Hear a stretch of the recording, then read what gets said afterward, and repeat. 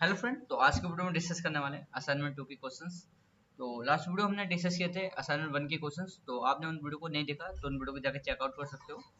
और असाइनमेंट 2 की जो पीडीएफ है आपको टेलीग्राम चैनल पर मिल जाएगी। तो जिन बच्चों ने टेलीग्राम चैनल को ज्वाइन नहीं किया तो उसका लिंक मैं नीचे शेयर कर दूंगा, वहाँ से जाकर आप ज्वाइन हो सकते हो। ठीक है, तो असाइनमेंट 2 में हम आज 3 क्वेश्चन सॉल्व करने वाले हैं। तो पहले हम देखते हैं क्वेश्चंस है क्या क्या कहना चाह रहा है, उसके बाद हम उसका लॉजिक देखेंगे किस टाइप से हम इसको सॉल्व कर सकते हैं। उसके बाद हम VS कोड पर इसका कोड देखने वाले हैं। ठीक है, तो स्टार्ट करते हैं वीडियो को। तो पहले क्वेश्चन है आपका, write a program to print values of two integer variable are given by the user. मतलब values are given by the user. तो मैं कलर चेंज कर लेता हूँ। ठीक है, ओके। तो पहले क्वेश्चन कह रहा है आपके मतलब टू आपके वेरिएबल हैं आपके, यदि x या y है जो कि इंटीजर टाइप के हैं। ठीक है, इंटीजर टाइप के वेरिएबल हैं आपके, और इनकी वैल्यू हमें इनपुट में लेनी है यूजर से, और वही वैल्यू हमें प्रिंट करानी है प्रिंटफ की सहायता से। ठीक है, क्योंकि हम प्रिंटफ की सहायता से ही करा सकते हैं। तो हमें जो वैल्यू है आपकी, जो जैसे यूजर ने x की वैल्यू 5 दी और y की वैल्यू 6 दी, तो आउटपुट में आएगा आपका 5 और 6। ठीक है, इस टाइप से आउटपुट में आने वाला है 5 और 6। ठीक है, सेकंड क्वेश्चन में वह थोड़ा डिफरेंस है कि यहाँ पर आपका फ्लोट टाइप के वेरिएबल है, यहाँ पर इंटीजर टाइप के वेरिएबल थे और यहाँ पर फ्लोट टाइप के वेरिएबल है। ठीक है, इतना अंतर है। नेक्स्ट क्वेश्चन है आपका, write a program to print variable name with values with value values are given by the user. इसमें क्या है, जिस टाइप से हम 1 या 2 क्वेश्चंस में या पहले या दूसरे क्वेश्चन में हम वेरिएबल की वैल्यू प्रिंट करा रहे थे, उसमें हमें वेरिएबल के साथ हमें वैल्यू प्रिंट करानी है। जैसे x और y वेरिएबल थे, ठीक है, और इनकी वैल्यू हमने यूजर से ली और इन्हीं के साथ हमें उनकी वैल्यू प्रिंट करानी है इस टाइप से y6। ठीक है, आउटपुट में इस टाइप से। ठीक है, इस टाइप से हमें प्रिंट कराना है। तो अब हमने देख लिया मतलब क्वेश्चन है क्या क्या कहना चाह रहा है, और लॉजिक भी देख लिया हमने। लॉजिक क्या है इसमें, स्कैनअप और प्रिंटअप भी यूज होंगे। और प्रिंटअप और स्कैनअप हम कैसे यूज कर रहे होते हैं तो मैं ऑलरेडी टॉपिक पढ़ा चुका हूँ, तो उन वीडियो को जाकर चेकआउट कर सकते हो। सबसे पहले आपको पूरी सी प्रोग्रामिंग प्लेलिस्ट को फॉलो करना है, क्योंकि आपने यदि पिछले लेक्चर नहीं देखे तो उन लेक्चर को आपको पहले देखना है, उसके बाद आप असाइनमेंट सॉल्व कर सकते हो। ठीक है, तो अब चलते हैं VS कोड पर और देखते हैं कैसे हम इनको सॉल्व कर सकते हैं। तो इसके लिए मैं VS कोड ओपन करने वाला हूँ, और मैं ऑलरेडी मैं अपना जो कोड है आपका इन जो, एक मिनट, ठीक है, मैं ऑलरेडी कोड लिख के लेके आऊँ, क्योंकि वीडियो लॉन्ग ना हो जाए। ठीक है, वीडियो लॉन्ग ना हो जाए इसलिए मैं कोड को टाइप करके लेके आया हूँ। ठीक है, और सबसे पहले आपको यहाँ पर फाइल बनानी है program 6। और एक और मिस्टेक है इसमें थोड़ा, मैं आपको बता देता हूँ। यहाँ पर जो लिखा हुआ है ना 1 और 6, ठीक है, इस टाइप से, तो यहाँ पर सॉरी 1 2 3 इनको सही कर लेना आप। ठीक है, यहाँ पर लिखना 6 7 8, क्योंकि मैंने पहले लेक्चर में बताया था कि असेंडिंग ऑर्डर में हम मतलब जो प्रॉब्लम होती है वो सॉल्व करने वाले हैं। और मोस्ट ऑफ 1000 से प्रॉब्लम सॉल्व करने की कोशिश करेंगे इस कोर्स में, 1000 से अधिक। तो इसलिए हम असेंडिंग ऑर्डर में चलेंगे। ठीक है, 6 7 8, और इसी टाइप से हम अपनी VS कोड में फाइल नेम देंगे। तो इसको सही कर लेना, और अपने VS कोड पर आते हैं। तो यहाँ पर जो है आपका अपनी फाइल बनानी है आपको program 6, फिर उसके बाद program 7 program 8। ठीक है, और ऑलरेडी मैं कोड लेके आया हूँ, और यहाँ पर थोड़ा एरर आ रही है, इसका मतलब मैं थोड़ा हटा देता हूँ इसे। ठीक है, अब चलते हैं। तो यहाँ पर देखो, हमारा पहला प्रोग्राम क्या था, कमेंट जरूर कर लेना, जिससे थोड़ा आप मतलब कभी भी, मतलब आपके लिए ही सही है, कभी भी आप प्रोग्राम को खोलते हो ओपन करते हो तो आपको पता चल जाएगा कि किस चीज़ के लिए आपने ये प्रोग्राम लिखा है। तो कमेंट आपको सबसे पहले करना है, और उसके बाद आप अपना कोड कर सकते हो। तो मैं समझा देता हूँ कोड मैंने कैसे किया है। तो हेडर फाइल हम स्टार्टिंग में हमने हेडर फाइल बनाई इंक्लूड स्टूडियो डॉट एच, उसके बाद इंडिपेंडेंट फंक्शन यूज़ किया, उसके बाद हमने 2 वेरिएबल डिक्लेयर किए। ठीक है, डिक्लेयर करने के बाद हमने फिर एक आउटपुट स्क्रीन पे एक मैसेज टाइप किया, enter the values of a and b. ठीक है, जिससे क्या होगा कि इसको मतलब यूजर पढ़कर 2 वैल्यू इनपुट में देगा, ए और बी की, और स्कैनअप की सहायता से हमने उन दोनों वैल्यू को इनपुट में ले लिया। ठीक है, और उसको फिर हमें प्रिंट भी कराना होगा, तो प्रिंटअप की सहायता से हमने उन दोनों वैल्यू को प्रिंट भी करा दिया। अब हम देखते हैं कि हमने कैसे स्कैनअप की सहायता से वैल्यू ली इनपुट में, और कैसे हमने प्रिंट करा दी। तो इसका थोड़ा सिंटेक्स रहता है, ये थोड़ा फॉर्मेट आपको याद करना पड़ेगा। आप जब भी मतलब कोई मतलब कई सारे आप क्वेश्चन सॉल्व कर लोगे ना, तो आपको थोड़ा आदत हो जाएगी, ठीक है, फॉर्मेट की। तो मैं देख लेता हूँ मतलब कैसे हमने प्रिंटफ यूज किया, कैसे हमने स्कैनफ यूज किया, ये थोड़ा मैं आपको बता देता हूँ। मैं ऑलरेडी बता चुका हूँ पहले भी, आप टॉपिक वाली वीडियो में जाकर चेकआउट कर सकते हो, मैं ऑलरेडी बता चुका हूँ। तो और थोड़ा मैं रिपीट कर देता हूँ इस चीज़ को, ठीक है।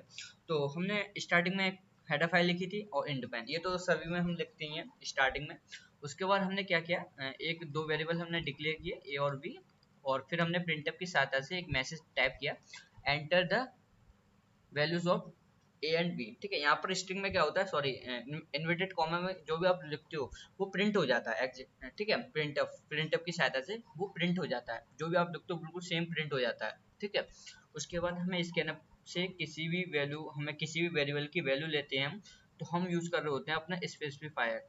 मैंने टॉपिक ऑलरेडी पढ़ा चुका हूँ मैं, तो आपने नहीं देखा तो जाकर चेकआउट करो। तो तभी तो मैं आपसे बोल रहा हूँ कि मैं ऑलरेडी सभी टॉपिक आपको पढ़ा चुका हूँ, आपको बस जाकर चेकआउट करना प्लेलिस्ट को, और एकदम सभी वीडियो को फॉलो कर सकते हो। टोटल प्लेलिस्ट का ड्यूरेशन देखें तो 3 या 4 घंटे का बैठेगा, तो आप 3 या 4 घंटे एक साथ बैठ जाओ और सभी प्लेलिस्ट मतलब जितनी भी वीडियो हैं प्लेलिस्ट में आप फॉलो कर लो, ठीक है। मतलब फॉलो करने का मतलब आप मतलब देख लो, ठीक है। उसके बाद असाइनमेंट आप सॉल्व करना। तो इसमें कितने वेरिएबल दिए हुए हैं, ए और बी, और इसलिए हमने 2 स्पेसिफायर यूज कर लिए, ठीक है, परसेंटेज डी और परसेंटेज बी, ठीक है। तो उसके बाद हमने एक कॉमा यूज किया, और फिर एक address of a comma address of b, इस टाइप से इसका फॉर्मेट रहता है, इस टाइप से इसका फॉर्मेट रहता है। अब आपके मन में एक डाउट आया होगा, वैसे डाउट नहीं आना चाहिए, वैसे आया होगा एक डाउट कि हमने परसेंटेज डी क्यों यूज किया, ठीक है। बट मैं ऑलरेडी आपको बता चुका हूँ, परसेंटेज डी इंटीजर टाइप के लिए यूज किया जाता है। यदि हमारे वेरिएबल फ्लोट टाइप के होते तो हम यूज कर रहे होते परसेंटेज एफ, ठीक है। फ्लोट टाइप के वेरिएबल होते तो हम यूज कर रहे होते परसेंटेज एफ, बट हमारे जो वेरिएबल हैं वो इंटीजर टाइप के हैं, तो इसलिए हम यूज कर रहे हैं परसेंटेज डी। और यहाँ पे जितने भी वेरिएबल होते हैं हमें उतना ही डी का यूज करना पड़ेगा, इसे हम बोलते हैं एक्सेस स्पेसिफायर, ठीक है। उस वीडियो को जरूर चेकआउट कर लेना, मैंने डिटेल में बात की है कि मतलब किस डेटा टाइप के लिए हम कौन सा स्पेसिफायर यूज कर रहे होते हैं। तो ये हमने कर लिया, ठीक है।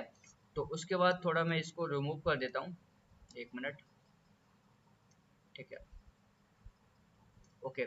उसके बाद हम यूज करने वाले हैं प्रिंटफ। प्रिंटफ क्यों यूज कर रहे हैं उसके बाद, क्योंकि हमें वैल्यू हमने इनपुट में ले ली, ठीक है। उसके बाद हमें प्रिंट भी करानी है, और मैंने बता दिया यदि प्रिंट करा रहे हो और इन्वर्टेड कॉमा यूज करो तो इन्वर्टेड कॉमा में जो लिखोगे आप वही आपका सेम प्रिंट हो जाएगा।